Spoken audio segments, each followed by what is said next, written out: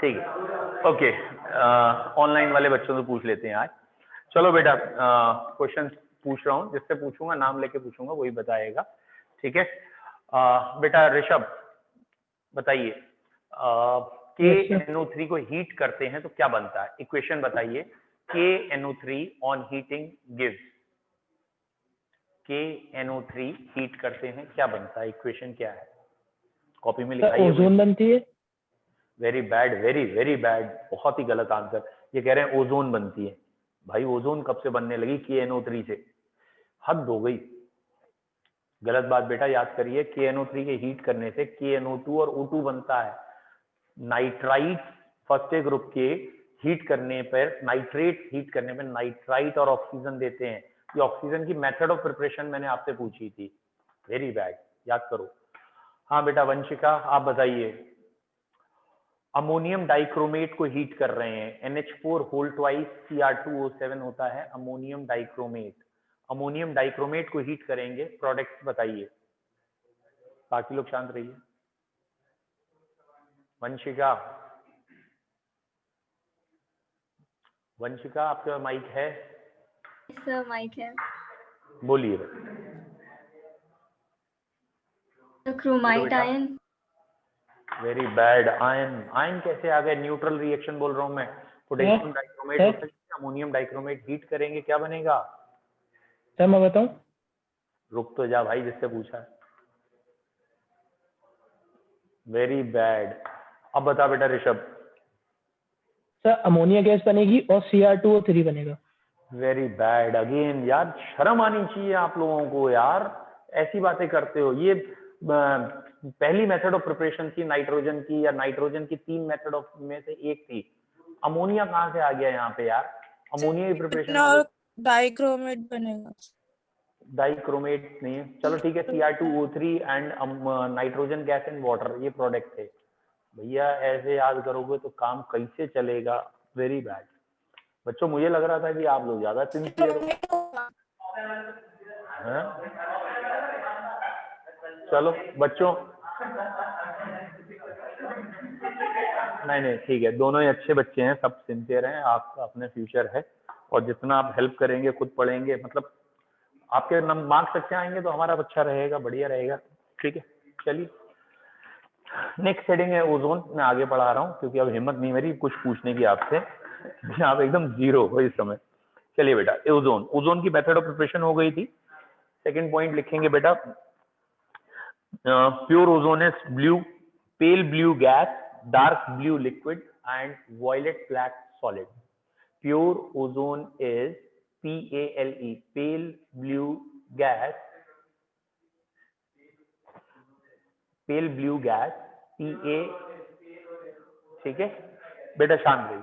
Pure ozone is pale blue gas, comma, dark blue liquid and violet black solid,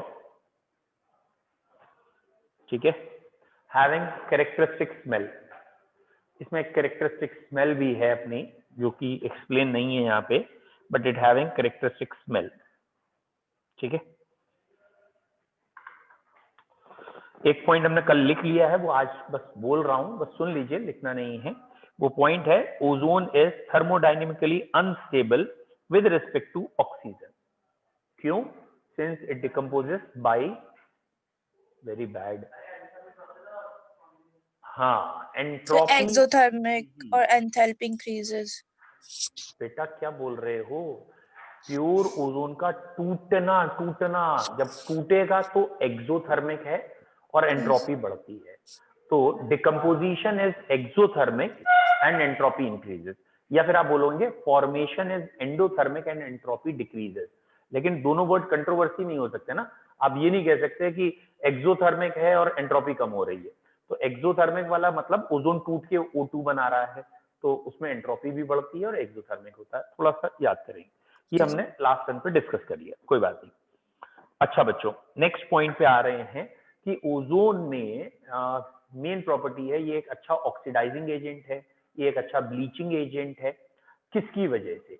क्योंकि ozone जब टूटता है तो नेसेंट ऑक्सीजन देता है। इस नेसेंट ऑक्सीजन की वजह से ये एक अच्छा ऑक्सीडाइजिंग एजेंट भी है और ब्लीचिंग एजेंट भी है, यानी कलर्ड चीज को कलरलेस करता है। Is it clear? तो लिख लीजिए पॉइंट करके। अगला पॉइंट, प्योर ओजोन या ozone is a powerful oxidising agent. Ozone is a powerful oxidising agent, powerful oxidising agent and bleaching agent, एक अच्छा ऑक्सीडाइजिंग एजेंट है और ब्लीचिंग एजेंट है, due to liberation of, due to liberation, बेटा ये liberate करता है, due to liberation of nascent chlorine atom, due to liberation of nascent chlorine atom. ठीक है, लिख लिया है। एक सेकंड, जो ऑनलाइन है मैं उनको तो नहीं चेक कर सकता हूँ, ऑफलाइन तो चेक कर लेता हूँ। हाँ भैया, नहीं आ ही नहीं रहा था, तो ओजोन टूट के क्लोरीन देगा। तो नेसेंट ऑक्सीजन। क्यों बे, ओजोन टूट के क्लोरीन देगा? शर्म नहीं आती तुम लोगों को? ठीक है, नेसेंट क्या आना है? Oxygen oxygen. एटम आना है। ये जो मैं कर रहा हूँ ना, इससे आपको समझ में आना चाहिए मैंने क्यों बोला ऑक्सीजन की जगह क्लोरीन, कि आपके दिमाग में चल भी रहा हो क्या पढ़ रहे। और जो ऑफलाइन आए पता है वो क्या सोच रहे हैं? वो ये सोच रहे हैं इनने हमें इसलिए मारा है कल से हम भी ना आए और ये ऑनलाइन घर से ही पढ़ा ले। नहीं बेटा, मेरी ये इच्छा नहीं है। मैं आपको सिर्फ चाहता हूँ आप अलर्ट होके बैठे। आप तुरंत, जैसे इस बच्चे ने या एक आध बच्चे ने तुरंत मेरी तरफ देखा, ये क्या बोल रहे हो? मैंने उन्हें समझाया तुम जरा शांत रहो, मुझे थोड़ा दिखाना है ये क्यों कर रहे हो भाई, आप पढ़ने आ रहे हो, थोड़ा सा प्रेजेंस ऑफ माइंड भी रखेंगे। तो आपको यहाँ लिखना है प्योर ओजोन या ozone is a good oxidising agent, powerful oxidising agent and bleaching agent due to liberation of nascent oxygen atom, ये ऑक्सीजन देता है। ठीक है, अब एक क्वेश्चन, या चलो पहले जनरल लिख लीजिए, it oxidises lead sulphide to lead sulphate, it oxidises, ये ऑक्सीडाइज कर देता है लेड सल्फाइड, पीबीएस जिसे कहते हैं, to lead sulphate, it oxidises lead sulphide to lead sulphate and और iodide to iodine, it oxidises lead sulphide, PbS जिसे कहते हैं, to PbSO4 lead sulphate and iodide to iodine. ये इक्वेशन है बेटा, ये याद करनी है। पीबीएस की रिएक्शन अगर हम ओजोन से करते हैं तो ये PbSO4 बन जाता है और ओजोन ऑक्सीजन में चला जाता है। यहाँ 4 लिख दिया, यहाँ 4 लिख दीजिए, हर ओजोन से एक एक एटम यहाँ जा रहा है, 4 ऑक्सीजन एटम आ गए। ये रहा आयोडाइड आयन, आयोडाइड आयन की रिएक्शन ओजोन से कर दें वाटर की प्रेजेंस में तो ये चेंज कर देगा इसे आयोडीन में, ओजोन खुद O2 में, और वाटर से H आयन आ जाएंगे। Is it clear? गलत है, सॉरी, हाँ OH आयन आएंगे, सॉरी। क्यों मैंने कहा गलत है? क्योंकि अगर मुझे राइट हैंड साइड दिख रहा है नेगेटिव चार्ज है, तो लेफ्ट हैंड साइड या लेफ्ट हैंड साइड नेगेटिव है तो यहाँ पे भी नेगेटिव ही आएगा। तो बैलेंस इक्वेशन अगर मैं बुक से डायरेक्ट बोल दूं, ट्वाइस I नेगेटिव है और ट्वाइस OH नेगेटिव है, ये डन।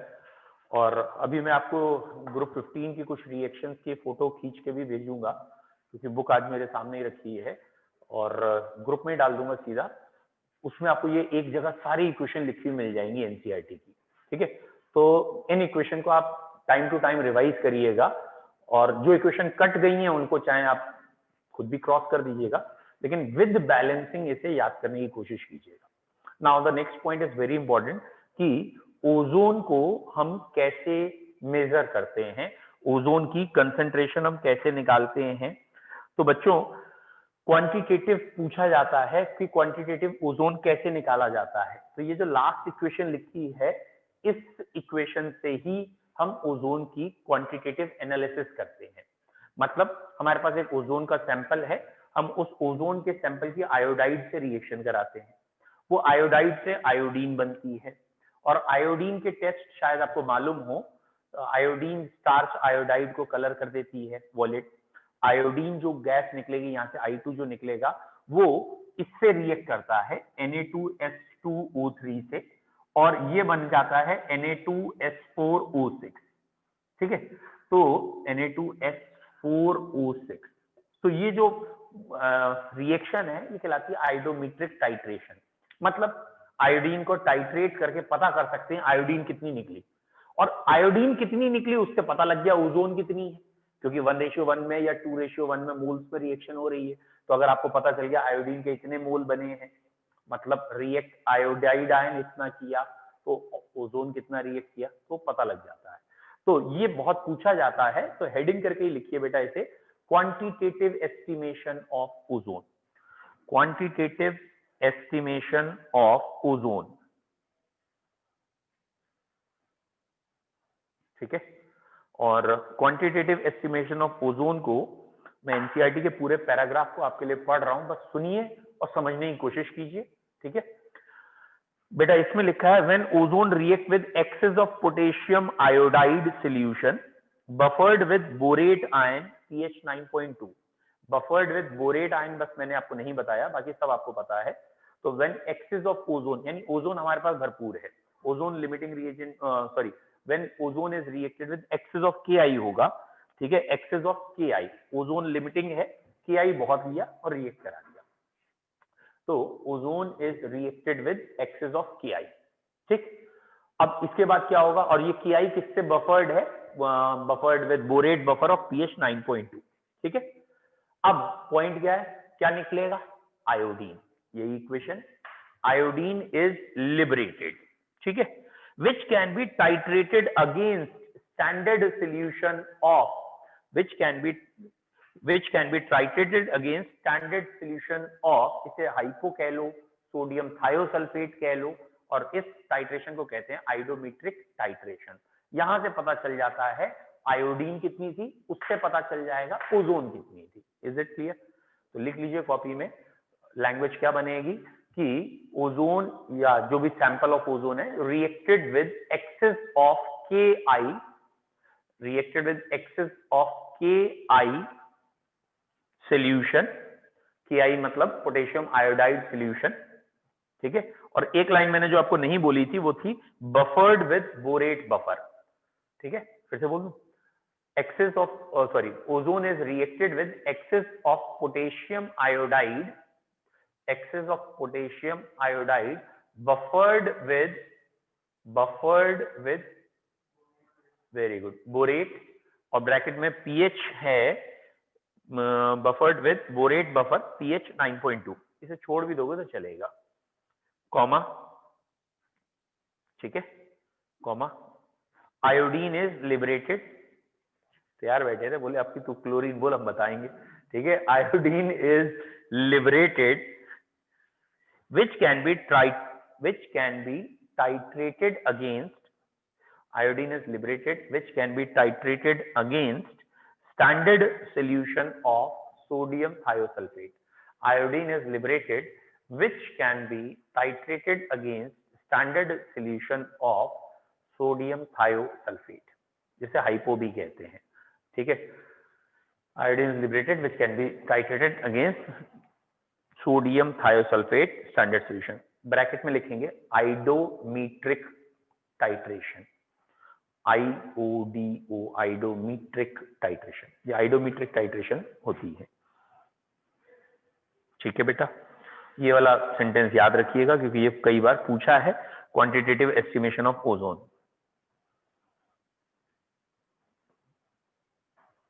ठीक है। नेक्स्ट पॉइंट जो एनसीईआरटी का है वो है ओजोन लेयर के बारे में, कि अर्थ के अपर एटमॉस्फेयर में जो ओजोन है वो खराब हो रही है, वो डिप्लीट हो रही है by oxides of nitrogen mainly. तो एनसीईआरटी का उसका पॉइंट है कि एक्सपेरिमेंट से पता चला है नाइट्रोजन के ऑक्साइड, ठीक है, नाइट्रोजन के जो कंपाउंड्स हैं या ऑक्साइड हैं, जिसमें मेन उन्होंने कहा है nitric oxide combines very rapidly with ozone. तो नाइट्रिक ऑक्साइड जो है ओजोन से रिएक्ट कर रहा है और इसलिए इसे डिप्लीट कर रहा है, ठीक है, और वो हमें हार्मफुल हो रहा है। और ये नाइट्रिक ऑक्साइड इतनी ऊपर एयर में पहुंच कैसे रहा है अपर एटमॉस्फेयर में, तो ये कहा गया सुपरसोनिक जेट प्लेन्स जो हैं, ठीक है, सुपरसोनिक जेट प्लेन्स उनका जो फ्यूल है वो जो जलता है उससे NO गैस एयर में मिलती है। तो वो NO गैस जो है वो फ्री रेडिकल्स हैं। एक्चुअली आपको ये पता है ये जो NO है इसमें एक अनपेयर इलेक्ट्रॉन है, फ्री रेडिकल है, और अगर इसे ओजोन मिल जाए तो ये अपने आप को स्टेबल करने के लिए, या ये कहें अनपेयर इलेक्ट्रॉन्स, और ये भी अनस्टेबल है क्योंकि, तो ये रिएक्ट करके यहाँ से एक ऑक्सीजन यहाँ से यहाँ जा सकती है। तो फिलहाल ओजोन ऑक्सीजन में टूट सकती है। तो ये क्वेश्चन एनसीईआरटी में दे रखी है, याद रखिएगा। तो पॉइंट क्या बना, क्वेश्चन क्या बना कि कौन से ऑक्साइड, किस एलिमेंट के ऑक्साइड या कौन सा ऑक्साइड पर्टिकुलरली ऐसा है जो ओजोन लेयर को हार्म कर रहा है। तो उसका आंसर होगा NO। एनसीईआरटी बहुत प्रिसाइज है, आप उतना ही याद करिए जितना एनसीईआरटी में लाइन टू लाइन दे रखा है, specially in case of inorganic. IIT तक कभी का पेपर उठा के देख लेना, एनसीईआरटी के बाहर की इनऑर्गेनिक नहीं आई है, even in the advance level inorganic. ठीक है, फिजिकल और ऑर्गेनिक तो किसी भी लेवल की देते हैं, इनऑर्गेनिक टोटल याद करने वाली ब्रांच है, इसलिए तो आप इस क्वेश्चन को याद रखेंगे। हाँ, सेकंड पॉइंट भी दे रखा है, अभी आगे मैं आपको पढ़ के बता दूंगा। CFCs कुछ बच्चे सोच रहे होंगे कि ओजोन लेयर तो हार्म होती है क्लोरोफ्लोरोकार्बन से, वो भी है, ये चीज दे रखा है, इसे याद रखेंगे। तो पॉइंट करके आप लिख लेंगे बेटा कि nitric oxide mainly combines with ozone very easily. Nitric oxide mainly को ब्रैकेट में कर दो, combines with ozone very easily, ठीक है, very easily, and depleting ozone layer, मतलब might be depleting ozone layer.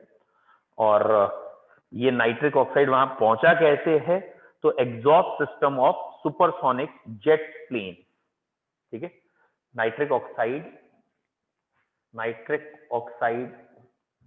ठीक है is emitted from supersonic jet planes. तो सुपरसोनिक जेट प्लेन्स का जो भी फ्यूल होगा होपफुली वो नाइट्रिक ऑक्साइड इमिट करता होगा, और ये इक्वेशन याद रखनी है। ठीक है, last word structure of ozone. बच्चों ओजोन में ये स्ट्रक्चर देते हैं हम, यहाँ पे दो रेजोनेटिंग स्ट्रक्चर्स का हाइब्रिड मानेंगे, ये दो रेजोनेटिंग स्ट्रक्चर हो गए, और इसका हाइब्रिड ये आप जानते होंगे, 3 लाइनें जब लगा देते हैं तो हाइब्रिड कहते हैं, और अगर डबल हेडेड एरो लगाते हैं तो रेजोनेंस होती है। तो ये 3 लाइनें इधर की जगह मैं इधर लगा दूं, बात एक ही है, आपकी वजह से कर रहा हूँ, कैमरे में जितना आ रहा है इसलिए, और ये डॉटेड लाइन दिखाई। तो ये रहा इसका रेजोनेंस हाइब्रिड, और ये रहे दोनों रेजोनेटिंग स्ट्रक्चर। तो मैंने इसे लिख दिया R या रेजोनेटिंग फर्स्ट, रेजोनेटिंग सेकेंड, और ये लिखा है रेजोनेंस हाइब्रिड। ठीक है, कई बच्चे इसमें भी गलती करते हैं, लेट्स चेक इट कि आप लोग कितने सही हैं। हाँ बेटा मनु आप बताओ, इनमें रेजोनेटिंग 1, 2 और हाइब्रिड में रियल या एग्जिस्टेंट स्ट्रक्चर कौन सा है? Which one is real structure, which one is existent? Nature में एग्जिस्ट कौन सा करेगा? Which one is existent? 1, 2 और इसको 3 कह लो, 1, 2 और 3 नंबर दे देते हैं सीधा। तो यार एग्जामिनर को यही कहेगा all of the above, 1 and 2 आप बोले, खाली थर्ड वाला आप बोले। अब वो विश्वास नहीं कर पा रहा, इस पे विश्वास करूं या उस पे विश्वास करूं, वो अपना दिमाग नहीं लगा रहा क्वेश्चन में क्या कह रहा है, एक ने कह दिया 1, 2, एक ने कह दिया 3, मैं क्या कहूं? बोलिए सारे। बेटा एक्चुअल क्या है, द हाइब्रिड इज नेचुरल, यही होता है नेचर में, और ये दो हमारे दिमाग की उपज है। हमने ये सोचा है कि शायद इन दोनों से मिलके ये बना हुआ है, नेचर में तो यही है। फिर से सुनना क्या कह रहे हैं, पंखा चल रहा है लगातार चले जा रहा है, तो उसके विंग्स जब से वो चल रहा है तो कितने होते हैं? रुके हुए पंखे में 3 ब्लेड, 3 पंखे पर हैं, चलते हुए में 3 ही होते हैं, लेकिन दिखते तो नहीं है, वो लगातार चलते रहते हैं। लेकिन रोक के देखा जाए तो 3 दिख जाएंगे। तो वहां नेचर में तो लगातार चले हैं, इधर से इलेक्ट्रॉन इधर से इधर, ये लगातार चले पड़े हैं। हमने रोक के देखा 1 बारी, 2 बारी, 3 बारी, तो जितनी बार रोक के देखा तो या तो ये दिख रहा था या ये दिख रहा था। तो हमने कह दिया भाई ये और ये मिलके ये है जो एग्जिस्ट कर रहा है, उसके अंदर इन दोनों का हिस्सा है। Is it clear? तो ये तो हमने एक्सपेरिमेंट से सोचा कि इन दोनों से मिलके ये बना होगा। अब है तो नेचर में यही, नेचर में कौन एग्जिस्ट करता है? हाइब्रिड, जो इन दोनों से मिलके बना है, या हमेशा हाइब्रिड एग्जिस्ट करेगा, और बाकी रेजोनेटिंग। यहाँ पे ये इक्विवेलेंट रेजोनेटिंग स्ट्रक्चर कहलाते हैं। What is equivalent resonating structure? Basically वो रेजोनेटिंग स्ट्रक्चर जिसमें आपको कोई अंतर ना दिखे, बस पाई बॉन्ड की पोजीशन इधर से उधर हुई, ना तो कोई चार्ज आया, ना ही किसी और एटम पे पाई बॉन्ड गया, ऑक्सीजन का पाई बॉन्ड ऑक्सीजन से, तो बिल्कुल एक जैसे ही दिख रहे हैं, तो ये इक्विवेलेंट होते हैं, तो इनकी एनर्जी बराबर है। बाकी कई जगह पे नॉन इक्विवेलेंट आएंगे, वो केमिकल बॉन्डिंग का पॉइंट है कि कौन सा रेजोनेटिंग स्ट्रक्चर ज्यादा स्टेबल है, कौन सा कम, कॉम्पिटिशन का बहुत फेवरेट क्वेश्चन है, लेकिन यहाँ दोनों रेजोनेटिंग स्ट्रक्चर इक्विवेलेंट है। नाउ द थर्ड क्वेश्चन, अब मैं ऑनलाइन वालों से पूछ ले रहा हूँ। ऑनलाइन में सत्यम था ना? हाँ बेटा सत्यम, अब आप बताइए। माइक है? सत्यम के माइक पर पानी गिर गया, बोले बंद हो गया। अच्छा है, चलिए सत्यम बेटा, क्वेश्चन ये है कि ओजोन में जो, या हमें प्रूफ करना है कि ओजोन में रेजोनेंस हो रही है। How can we prove that ozone has resonance? ठीक है, रेजोनेंस कैसे प्रूफ करें? अब ये मत कहना ये दो स्ट्रक्चर बना के प्रूफ कर देंगे। How can experimentally practically we prove that ozone has resonating forms? बताइए सत्यम। चलिए, सत्यम नहीं बोल रहे ना? आंसर इसका ये है बेटा कि ओजोन में ऑक्सीजन ऑक्सीजन के बीच की बॉन्ड लेंथ मेजर करते हैं। तो ऑक्सीजन ऑक्सीजन के बीच की बॉन्ड लेंथ ना तो प्योर सिंगल बॉन्ड की आती है, ना ही प्योर डबल बॉन्ड की आती है। समझ में रहे? मान लीजिए ऑक्सीजन सिंगल बॉन्ड ऑक्सीजन कहीं भी हमने मेजर किया, लेट सपोज ये 160 पिकोमीटर होता है, और ऑक्सीजन डबल बॉन्ड ऑक्सीजन कहीं मेजर किया, ये 140 पिकोमीटर होता है। सपोज डबल बॉन्ड की बॉन्ड लेंथ कम होती है, तो जब ओजोन में ये बॉन्ड लेंथ मेजर की, तो ये दोनों ही बॉन्ड इक्वल लेंथ के आ रहे थे, और इन दोनों की बॉन्ड लेंथ समवॉट 145, 148 कुछ ऐसे वैल्यू आ गई। यानी ना तो प्योर सिंगल दिख रहा, ना ही प्योर डबल दिख रहा, कुछ और ही वैल्यू दिख रही है। ठीक है, तो प्योर सिंगल ना दिखना, प्योर डबल ना दिखना, it is a sign of resonance.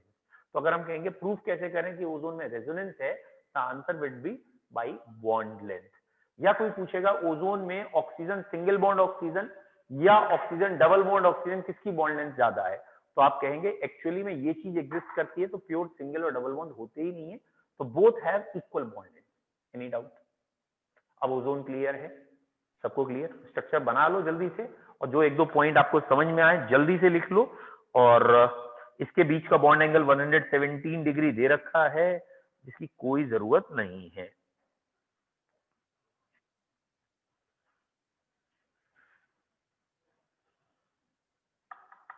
ठीक है, एनसीईआरटी का अगला पॉइंट वैसे था कि another threat to ozone layer is probably posed by the use of फेरॉन्स।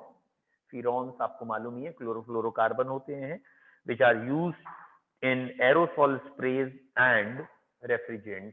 हमारे रेफ्रिजरेटर में और एरोसॉल स्प्रे में जो होते हैं वो है।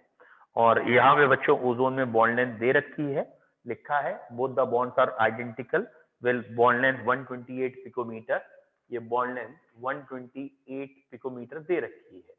फिलहाल ये याद नहीं करनी है आपको बच्चों, कंसेप्ट याद किए जाते हैं, कंसेप्ट समझे जाते हैं, ये रट्टाफिकेशन नहीं करना है। ओके, एंड लास्ट ओजोन का यूज क्या है बेटा? It is used as a germicide, disinfectant, sterilising water etcetera. ठीक है, स्विमिंग पूल्स को स्टरलाइज करने के लिए, इवन जो मिनरल वाटर हम पीते हैं यूजुअली, तो उसमें आप कभी पढ़ के देखिएगा ओजोनाइज्ड लिखा होता है, भले ही उन्हें मालूम भी ना हो ओजोन क्या है, लेकिन लिख देते हैं वो ओजोनाइज्ड। पहले जो बॉटल्स आती थी वो बड़ी कमाल की थी, पानी की बोतलें जो बिकती थी, उसमें लिखा होता था ऊपर मिनरल वाटर, और पीछे लिखा होता था साफ साफ आरओ टेक्निक से प्यूरिफाई किया है, रिवर्स ऑस्मोसिस से। आई होप तो मालूम है, ऑस्मोसिस में सिर्फ सॉल्यूट सॉल्वेंट जाता है, सॉल्यूट बिल्कुल नहीं जाता, तो रिवर्स ऑस्मोसिस में भी ऑब्वियसली सॉल्यूट बिल्कुल नहीं जाएगा। तो कोई भी मिनरल अगर डिसॉल्व है और आरओ प्रोसेस सही से किया है तो सारे मिनरल हट गए हैं, तो आरओ के बाद तो मिनरलाइज वाटर हो जाता है, लेकिन हम कहते हैं मिनरल वाटर खरीद के ला रहे हैं आरओ से। ठीक है, तो वो थोड़ा उल्टा था, और अब की बॉटल्स में साफ साफ लिखना बंद कर दिया है मिनरल वाटर। ठीक है, अब वो कुछ और लिखते हैं, नहीं, उसमें कुछ लिखते हैं, दैट इज ड्रिंकिंग वाटर लिखते हैं या कुछ लिखते हैं, प्योर ड्रिंकिंग वाटर ये वो, लेकिन वो मिनरल वर्ड वहां से हटाए जा चुके हैं। ठीक है, इट फिनिशेस दिस वन। और एक पॉइंट लास्ट में लिखा है, it act as a oxidising agent in the manufacture of potassium permanganate. तो जस्ट लाइन करके लिखिए तो आप याद रखेंगे, oxidising agent in potassium permanganate. ठीक है, कट वाले सिलेबस में देखना सल्फर कट हुआ नहीं हुआ, जल्दी से नहीं लाया आज मोबाइल। नेक्स्ट हेडिंग हमारी है सल्फर। ठीक है, मिटा दूं इसे। ठीक है, तो कोशिश ये करिए, जैसे मैं आपको सिखाना चाह रहा हूं, इफ पॉसिबल बेटा, इफ पॉसिबल ऐसे सोचने की कोशिश करिए। ग्रुप 15 पढ़ा समरी, ग्रुप 15 में पहले फिजिकल प्रॉपर्टी फिर केमिकल। फिजिकल में 4-5 मेन, कौन सी? Size, configuration, ionisation, electron gain enthalpy, electronegativity, 4-5। Chemical में mainly 3, hydride, hydride, halide and oxide. ठीक है, अब जो भी मैंने अभी बोला उसके अंदर भी पॉइंट्स होंगे, मतलब जैसे मैंने कहा फिजिकल में साइज, तो साइज को एक्सप्लेन करेंगे, ऐसी चीज। पूछो दिव्यांश, क्या पूछ रहे हो? सर सल्फर नहीं हटाया, सल्फर वो सल्फ्यूरिक एसिड हटा दिया। ठीक है, दिखा दिए, तुम बता दिए मुझे दिव्यांश ने। ठीक है बेटा, सल्फर अभी पढ़ा रहा हूँ। ठीक है, थैंक यू। अब पहली हेडिंग हमारे दिमाग में एक शॉर्ट नोट्स बन जाए कि हमने पहले फिजिकल प्रॉपर्टी पढ़ी फिर केमिकल। अच्छा, फिर हमने क्या पढ़ा, और कोशिश करिएगा बुलेट्स या नंबर्स में आपको याद हो जाए। फिर हमने पढ़ा नाइट्रोजन। कितने मेथड ऑफ प्रिपरेशन थे? 3। तो जब दिमाग में हो ना 3 तो चलेगा, कौन से 3? तो भैया अमोनियम डाइक्रोमेट था, सोडियम नाइट्राइट और AgNO3 वाली थी, sorry sodium nitrite and AgNO3 की रिएक्शन थी और उसमें फिर बना था, और एक था एजाइड से प्योर। फिर नाइट्रोजन की प्रॉपर्टीज में क्या था? नाइट्रोजन वैसे तो रिएक्ट नहीं करता, हाई बॉन्ड एंथैल्पी, फिर भी कुछ कंपाउंड में है, कुछ मेटल से नाइट्राइड बना लेता है, लिथियम नाइट्राइड है, मैग्नीशियम नाइट्राइड है, और अमोनिया बनाना मेन यूज है, और ऑक्सीजन से नाइट्रिक ऑक्साइड, इतना नाइट्रोजन। फिर नाइट्रोजन के बाद अब कम हो गया है, ऑक्साइड्स ऑफ नाइट्रोजन है, 5 की प्रिपरेशन पढ़ाई है, अमोनिया पढ़ाई है। तो बिल्कुल दिमाग में होना चाहिए, अमोनिया की 3 प्रिपरेशन पढ़ी। अमोनिया की केमिकल प्रॉपर्टीज, अमोनिया की केमिकल प्रॉपर्टीज में वो कॉम्प्लेक्स बनाना बहुत इंपॉर्टेंट है, और एक तो कॉम्प्लेक्स और एक कुछ मेटल प्रेसिपिटेट हो जाते हैं, वो ब्राउन कलर प्रेसिपिटेट, आयरन वाला, ठीक है, जिंक वाला व्हाइट प्रेसिपिटेट, उसको यार रिकॉल करते रहिए। ठीक है, फिर हमने अमोनिया के बाद फास्फोरस, फास्फोरस तो है ही नहीं, सॉरी, अमोनिया के बाद ऑक्साइड, ऑक्साइड ऑफ नाइट्रोजन, हाँ, और फिर HNO3। HNO3 में हमने कॉपर और जिंक की रिएक्शन पढ़ी थी। ठीक है, वो जिन जिन हटता है, लाफिंग गैस याद आना चाहिए, डाइल्यूट वाला। तो ये रिवाइज का तरीका होता है, और इसको शॉर्ट नोट्स में बना लो कॉपी में, क्योंकि अभी तो जिस स्पीड से मैं बोलते जा रहा हूँ, आप बोलते जा रहे हो साथ साथ में, 10 दिन बाद नहीं बोल पाओगे, लेकिन अभी इन्हीं चीजों को आप कॉपी पेपर पे ऐसे ना बुलेट्स में लिख लोगे, 2 पन्ने, 1 पन्ने में पूरा चैप्टर दिखा दोगे, आगे आपके लिए बड़ा अच्छा होगा। मतलब रिवीजन शॉर्ट नोट्स क्या होते हैं ना, फिर कभी भी आपने 10 मिनट के लिए भी रिवाइज कर लिया तो पूरा चैप्टर तैयार हो जाएगा। तो ये मत करिएगा कि नोट्स पूरे पूरे बनाते जाएं, और स्पेशली इस चैप्टर के शॉर्ट नोट नहीं बनाए तो धोखा हो जाएगा। Now returning back, sulphur. Okay, तो बच्चों सल्फर में सबसे पहला पॉइंट जो आपसे पूछा जाता है ऑब्वियसली वो उसके एलोट्रोप्स हैं। ठीक है, तो मोस्ट इंपॉर्टेंट, सल्फर की 2 फॉर्म है, मोनोक्लिनिक और रोम्बिक। ठीक है, तो इनका एक ट्रांजिशन टेम्परेचर, ये इंपॉर्टेंट है, और इन्हीं को अल्फा और बीटा सल्फर भी कहते हैं। ठीक है, तो सल्फर दोनों ही S8 हैं, और ये इक्विलिब्रियम में हम ऐसे करके दिखा सकते हैं, और इनके बीच में ट्रांजिशन टेम्परेचर है 96 डिग्री सेंटीग्रेड, है ना, केल्विन नहीं है शायद, 373 में 96, 100 369 हो गया, इतने केल्विन है। एक अल्फा है, एक बीटा है, कम टेम्परेचर पे ये है, ज्यादा पे ये है। एक बारी मैं फिर भी वर्ड करके बोलूंगा। बच्चों लिखा है कि रोम्बिक अल्फा होती है और मोनोक्लिनिक बीटा। अच्छा, ये रोम्बिक और मोनोक्लिनिक वर्ड आते ही शायद जो बच्चे मुझसे सॉलिड स्टेट पढ़े हैं उन्हें तो याद आना चाहिए। याद आ गया? रोम्बिक क्या था? A equal to B equal to C, alpha equal to beta equal to gamma, but not 90, है ना। और मोनोक्लिनिक सबसे टफ होता है, मोनोक्लिनिक याद रखना। कितने?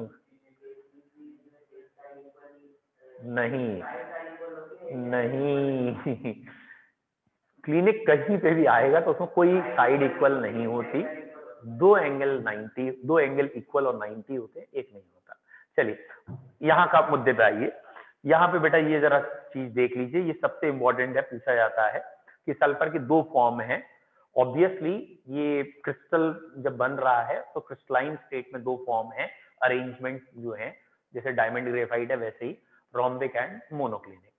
रोम्बिक जो है उसे अल्फा सल्फर कह रहे हैं, और ये रूम टेम्परेचर से लेके 369 तक, मतलब लगभग 100 डिग्री के नीचे यही है, और 100 डिग्री के बाद जाते ही स्ट्रक्चर चेंज होके मोनोक्लिनिक होता है। और रोम्बिक और मोनोक्लिनिक में अभी मैंने आपको अंतर बता ही दिया। ये सॉलिड स्टेट में क्रिस्टल्स का अरेंजमेंट है खाली, बाकी दोनों में एटम 8-8 ही लगे हैं, S8 का ही स्ट्रक्चर है। ठीक है, तो बच्चों पहला पॉइंट आ गया कि इनका ट्रांजिशन टेम्परेचर 96 केल्विन या 96 डिग्री सेंटीग्रेड या 369 केल्विन है। ओके, लिख लिया है कॉपी में आपने? लिख लिया है? नहीं लिखा? लिखो, क्या लिखना है? Very good. या तो आप सीधा चुपचाप इक्वेशन लिख लीजिए, ये ट्रांजिशन है और इस टेम्परेचर से हाई पे इधर जाएगा, लो पे इससे कम टेम्परेचर है ये, इससे ज्यादा है ये। और मैं लैंग्वेज में अगर बोलूं तो sulphur has two allotropic form named alpha and beta. Alpha is also known as rhombic sulphur and beta is known as monoclinic sulphur. At room temperature or low temperature, alpha is more stable, while at high temperature, beta is more stable. 96 degree centigrade और 369 Kelvin is the transition temperature. ये बेटा इसका transition temperature है, जिसके below ये, जिसके above ये, और इस टेम्परेचर पे दोनों एग्जिस्ट करते हैं। This temperature is known as transition temperature. ठीक है, अब बेटा इसके बाद एनसीईआरटी ने वैल्यूज दे रखी हैं, लेकिन आई नेवर, मतलब मैं फेवर नहीं करता इनको ज्यादा आप याद करें, सुन लीजिए बस खाली कि इन्होंने रोम्बिक सल्फर के लिए बताया है कि it is yellow in colour, specific gravity is 2.06, rhombic sulphur crystal form by evaporating the solution of sulphur roll of sulphur in carbon disulphide, it is insoluble in water but in some extent dissolve in benzene, alcohol and ether, readily soluble in carbon disulfide। तो इन्होंने एक लंबी चौड़ी कहानी लिखी है, इसकी कह रहे हैं तारीफों के पुलिंदे बाने हैं, किसमें घुलते हैं किसमें नहीं घुलते हैं, क्या करते हैं ये। बेटा कोई जरूरत नहीं है, मैं बिलीव मी, ये मैं आपको बता रहा हूँ ना कि मैंने व्हाइट फॉस्फोरस रेड फॉस्फोरस बड़ी मेहनत से पढ़ाया। क्यों पढ़ाया? पीसीआर बना के पढ़ाया, भले एनसीईआरटी ने हटा दिया हाथों में, लेकिन वो आता था, क्वेश्चन आता था। इसके क्वेश्चंस नहीं है, बहुत कम है। ठीक है, फिर भी हम रेयर टू रेयरेस्ट कभी तो नए क्वेश्चन आएंगे। तो खाली एक लास्ट पॉइंट जो हमें सबसे अच्छा लगा बस वो लिखेंगे कि it readily dissolve in carbon disulphide. ये कार्बन डाइसल्फाइड में ज्यादा घुलता है, घुलते दोनों ही है वैसे, मोनोक्लिनिक भी पढ़ के दिखाऊंगा आपको, देखेगा वो भी घुलता है, थोड़ा सा इससे कम घुलता है लेकिन वो भी घुलता है। ठीक है,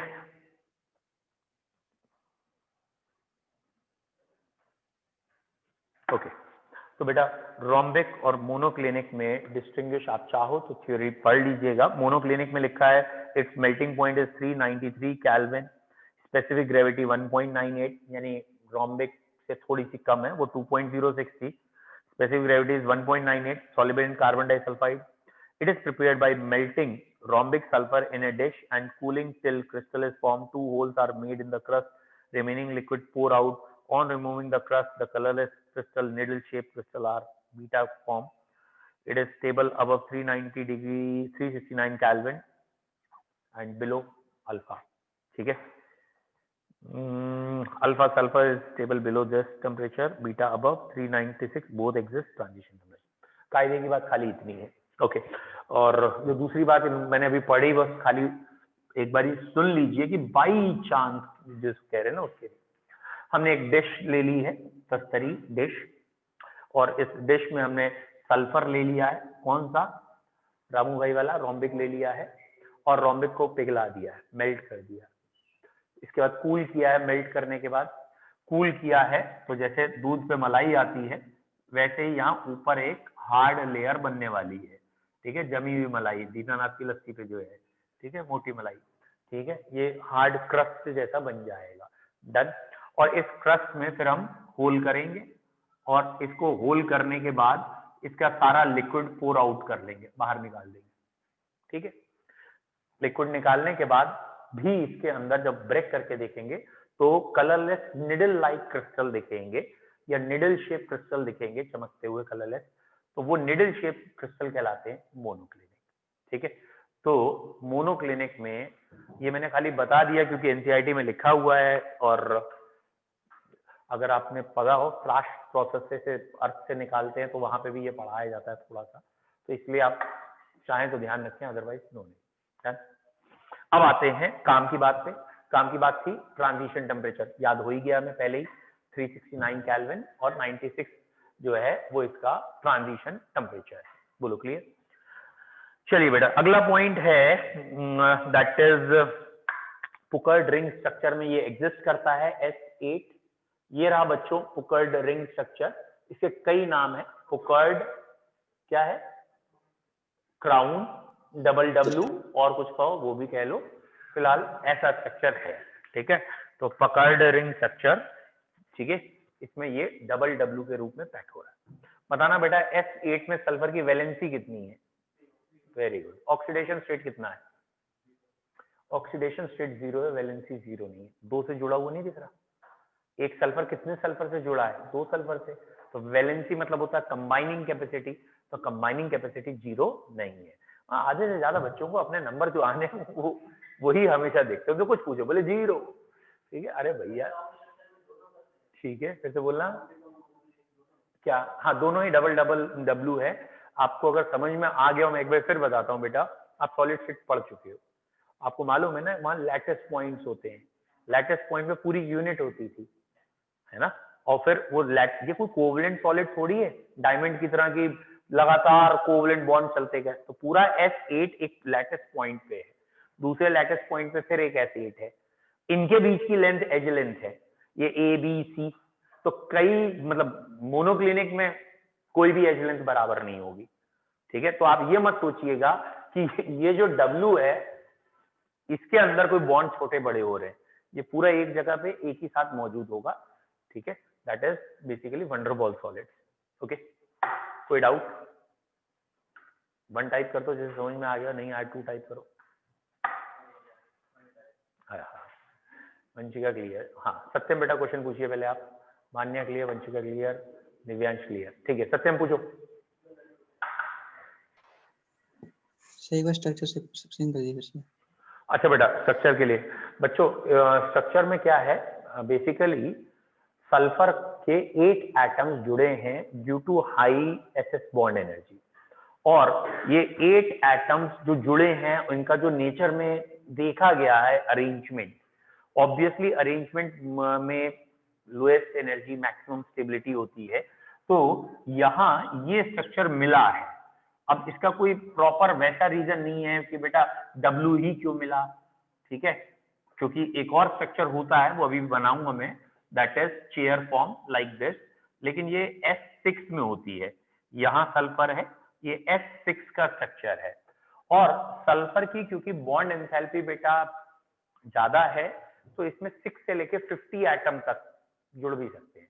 तो अलग अलग जगह अलग अलग मिले हैं, लेकिन मोस्ट कॉमन आपके लेवल में पढ़ाए जा रहे हैं that is rhombic and monoclinic. लेकिन दोनों का ही स्ट्रक्चर जो है W है, दोनों ही डबल W या पुकर्ड रिंग में एग्जिस्ट करते हैं, बोथ रोम्बिक एंड मोनोक्लिनिक।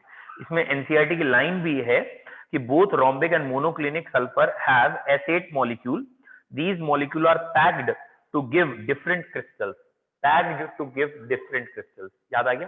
तो जब ये S8 मॉलिक्यूल, ये S8 यहां है, ये S8 यहां, इनके बीच की एज लेंथ A है, फिर दूसरी एज लेंथ B है और तीसरी एज लेंथ C है।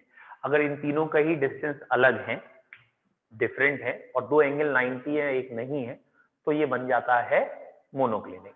और रोम्बिक के लिए सारी डिस्टेंस सेम होती है, एंगल 90 नहीं होते, इक्वल होते हैं। तो ये था इसका स्ट्रक्चर। तो लो क्लियर है।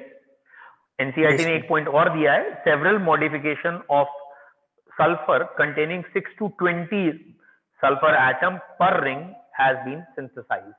6 से लेके 20 तक, 50 नहीं सॉरी 20 तक रह सकते हैं। एंड मोस्ट इंपॉर्टेंट पॉइंट जो एनसीईआरटी ने दे रखा है, जो आपको लिखना है कॉपी में, 1000 केल्विन टेम्परेचर के आसपास, नियरली 1000 केल्विन टेम्परेचर पे इट ब्रेक्स इनटू S2। तो सल्फर कैसे एग्जिस्ट करता है? S2 में। और इसमें इंपॉर्टेंट पॉइंट ये है, जैसे लास्ट ईयर आपने पढ़ा था 11th में, O2 पैरामैग्नेटिक होता है, याद आ रहा? O2 क्या है? पैरामैग्नेटिक। याद आया? किस थ्योरी ने प्रूव किया था? यस, उस थ्योरी का नाम क्या था? Molecular orbital theory. Yes, very good बेटा। मैं इतनी मेहनत से इतना इंटरेस्टिंग करके पढ़ाता हूँ, फिर भी तुम ऐसे करके बता रहे थे मुझे यहाँ पे। वेरी गुड, हमने इसको इतना इंटरेस्टिंग करके पढ़ा। इस थ्योरी को मोटी कहते थे, MOT को कई लोग मॉट कहते हैं, हम कहते हैं मोटी। तो ये जो मोटी बुद्धि तुम्हारी है ना, उसमें घुस ही नहीं रहा, मैं क्या करूं। फिलहाल मॉलिक्यूलर ऑर्बिटल थ्योरी प्रूव करती है O2 में 2 अनपेयर्ड इलेक्ट्रॉन है, सिमिलरली S2 में भी 2 अनपेयर्ड इलेक्ट्रॉन है।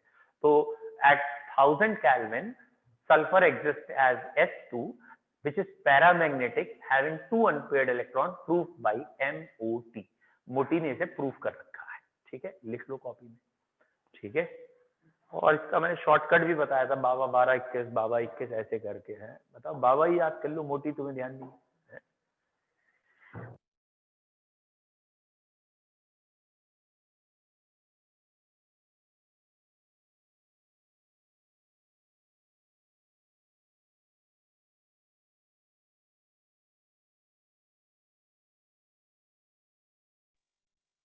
अरे यार नहीं, चलो बच्चों, सल्फर फिनिश हो गया है।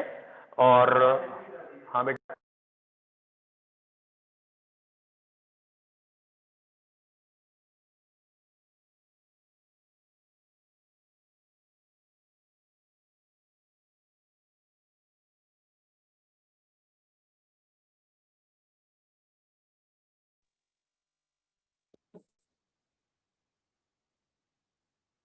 और आज इतने रख रहे हैं।